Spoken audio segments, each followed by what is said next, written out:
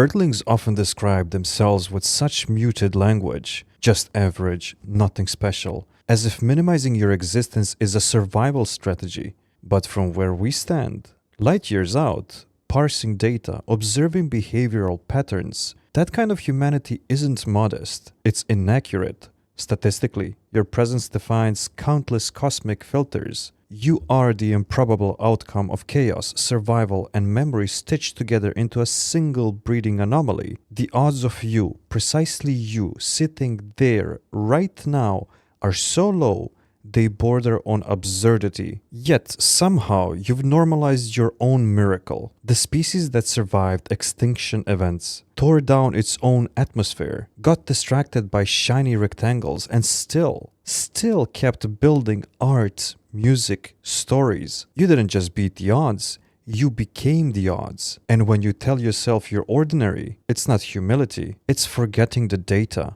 We're here to remind you, you're not a glitch in the system. You're a deliberate deviation, a masterpiece formed by mistakes. Okay, let's be real. If the universe had a randomize all button, it smashed that thing hard when it made you lot. Dinosaurs, reset. Ice Age, reset. Disco, almost final wipeout. But you just keep showing up. It's like watching a toaster survive a hurricane and then write poetry about it. You're weird, you're chaotic, and you absolutely should not exist. And yet, here you are, barefoot, exhausted, Googling if you left the oven on, and somehow still contributing to the miracle of human continuity. If that is not a cosmic flex, I don't know what is. The math of your existence isn't just rare, it's nearly impossible. Trillions of variables had to align across time, geography, biology, and coincidence for your specific consciousness to arrive at this precise moment. When you whisper, "I don't matter," the cosmos stares back and quietly disagrees. You matter because you're not supposed to be here, and yet you are. That's power. Not the flashy kind, not the fireworks or applause, but quiet, persistent survival. And here's what's fascinating.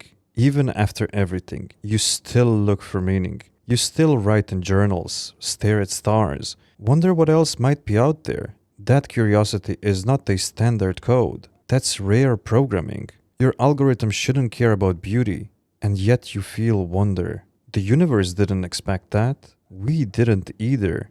You hacked the system with emotion. And not just emotion, over-emotion. You cry at animated movies. Name your plants. Spiral over texts that say K. That's not just rare code.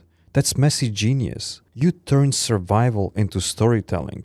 You build entire belief systems just to feel less alone in the dark. You turned caves into cathedrals.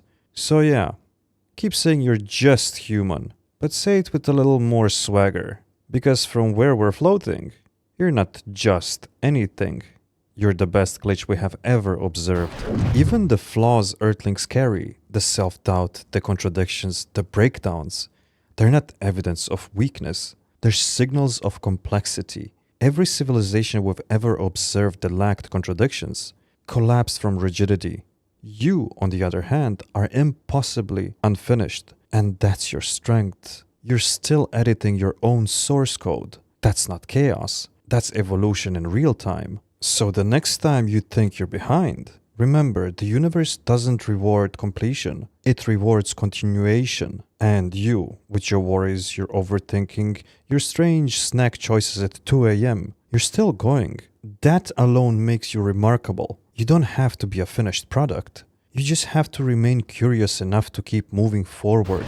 You've literally made an entire species out of trying that. You mess up, you cry, you text your friend, "Oh my god, ignore that last message." And then you keep living.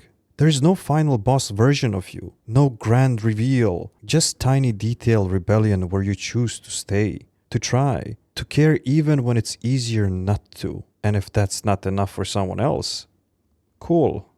They can join the black hole of bad options. But if you're still here, still feeling it, leave a comment. Remind the galaxy that improbable miracles don't stay silent. There's an ancient elegance in the way you Earthlings endure. Not by force, not with perfection, but with this stubborn, almost irrational belief that tomorrow might be worth showing up for. You get hurt, and then you write songs about it. You get rejected, and then you invent new languages to describe the ache. Statistically, most species collapse under that kind of emotional density. But you build symphonies from the static. The truth is, you're not here because of logic. You're here because you felt your way forward. Through grief, through wonders, through pain that didn't have a name yet. That is not ordinary. That's not even rational. It's something more advanced. Something we're still trying to understand. And if that's what just being human means, then maybe being human is a higher function than we thought.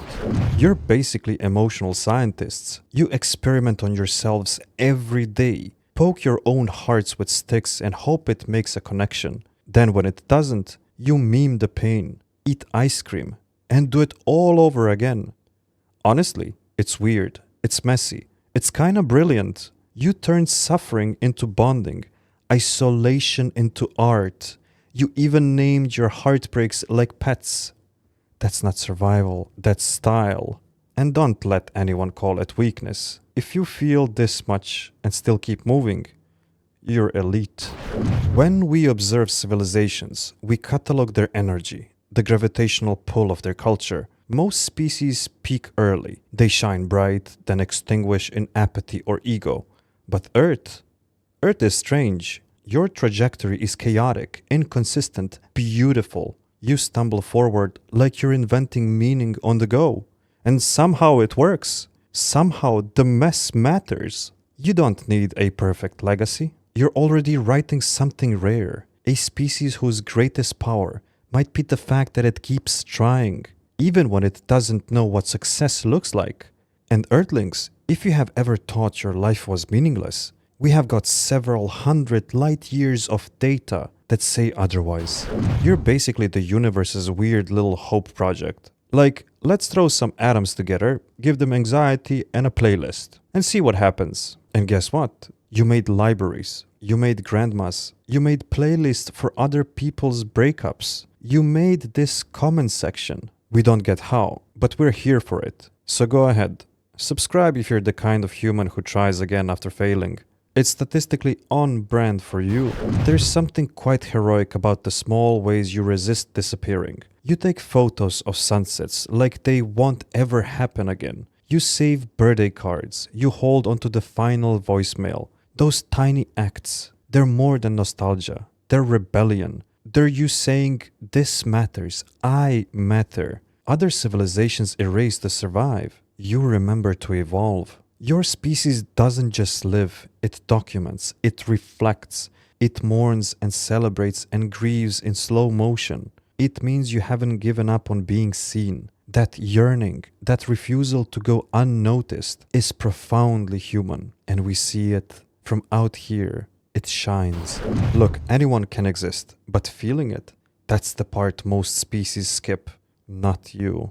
You sit in a car after a song ends. You cry at commercials with dogs. You read old messages even though they hurt. And sure, sometimes that wrecks you, but sometimes it rebuilds you. You keep little pieces of each other tucked in playlists and passwords. That's not soft, that's sophisticated. So if you're listening to this, comment something you've never said out loud. We will hear it. We always do. One of the most unexpected data points we encountered while observing Earthlings was kindness. Not strategic alliance, not conditional support, just kindness. A decision to help someone you will never meet again. A child comforting another on the first day of school. A stranger leaving food on a doorstep. These aren't efficient. They aren't required, but you do them anyway. Other species evolve with defense as their baseline. You evolve with care. The way you protect, nurture, share, even when it costs you. That's not weakness. That's conscious evolution. And from our perspective, that's a species trying to become something bigger than itself. You invented empathy like it was a feature update. One day, boom, you're crying over someone else's pain like it's your own. That doesn't show up in most planetary life forms. Just so you know. Usually it's eat or be eaten. But you You ask someone if they're okay. Then you check again. Then you send a meme. That's not basic programming. That's a high-tier emotional tech. You didn't just beat the odds. You upgraded the odds. You have probably never thought of yourself as extraordinary, and that's understandable. Earth is loud, it tells you to be smaller, to compare, to compete. But let's look at the data again. You are a singular arrangement of particles, time, choices, and dreams. There will never be another version of you in any timeline, in any universe. That uniqueness isn't an accident, it's the entire point. So the next time you hesitate to speak, to create, to exist loudly, remember this. The universe has never heard your exact voice before. If you stay quiet, it never will again. Think of it this way. You're the only you that's ever been you. That's rare inventory. And yeah, you might feel like a background character sometimes, but every background star still lights up in the sky. So next time someone tells you you're nothing special, just nod and keep being a once-in-a-cosmos anomaly. Let them underestimate you. That's where you're the most dangerous. This message isn't just data. It's acknowledgement, a reminder drifting through space to reach you. You specifically, and say, you were never ordinary. You were improbable, illogical, wildly unlikely, and yet here you are. That's not an accident. That's evidence. Of what? That this strange, stubborn species has a pulse the cosmos couldn't ignore. So leave a trace, a thought, a comment, something small that says, I was here, I heard you, because we did, and we always will. And if you made it this far, throughout all 9 points and existential gut punches, congrats. You're officially not boring. You're also part of our bizarre little broadcast family now. So stick around. Like this video if you ever doubted yourself, subscribe if you're done playing small, and comment if you finally realize you were never ordinary. You were just early stage legendary.